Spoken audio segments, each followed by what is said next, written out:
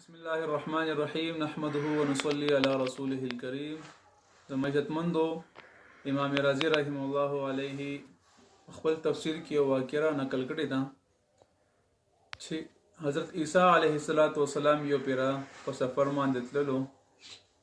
یو قبر باندې تیرېدو، قبر سره نږدې شو چې قبر سره نږدې شو وی قتل په قبر والا باندې ډېر زیات سخت عذاب او درناک عذاب وي.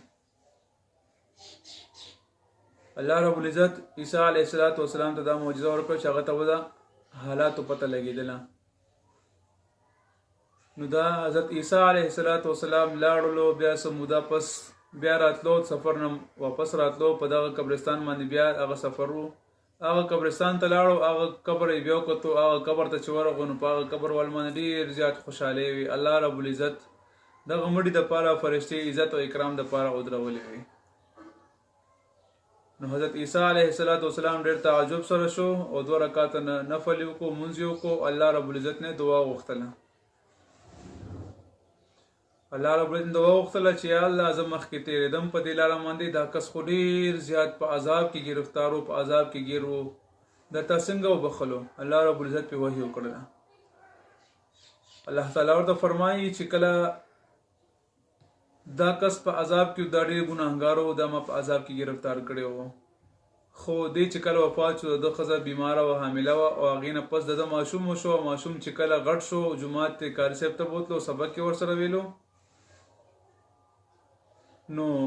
چې کله دې ماشوم استاد سره بسم الله الرحمن الرحیم ویل زده کړل، او استاد شاګرد ته وایي چې وایه بسم الله الرحمن الرحیم، نو دغه ماشوم چې بسم الله الرحمن الرحیم ویله، الله رب العزت فرمایي چې ما ته بیا حیا راغله چې زما دې بنده زوی په ځمکه باندې د ځمکې د پاسه ګرځي او زما کلام وایي، او دا پلار یې د ځمکې لاندې دی او دې په ځمکې په عذاب کې گرفتار دی. نو ما د دغه ماشوم په برکت سره الله تعالی فرمایي ما د دغه ماشوم په برکت سره د دغه پلار د ګناهګار عذاب نه بچ کړو، او ما د مغفرت نصیب کو، او ما دغه ماشوم په وجه باندې دومره عزت او اکرام ورکړلو. زما عزتمندو په خپلو بچو باندې سبق ووایو، که چا خپل بچي نه وي روریانو باندې ووایو، خویندو باندې سبقونه ووایو، که خپل نه وي داسې دی یو طالب خرچه سړی ومني،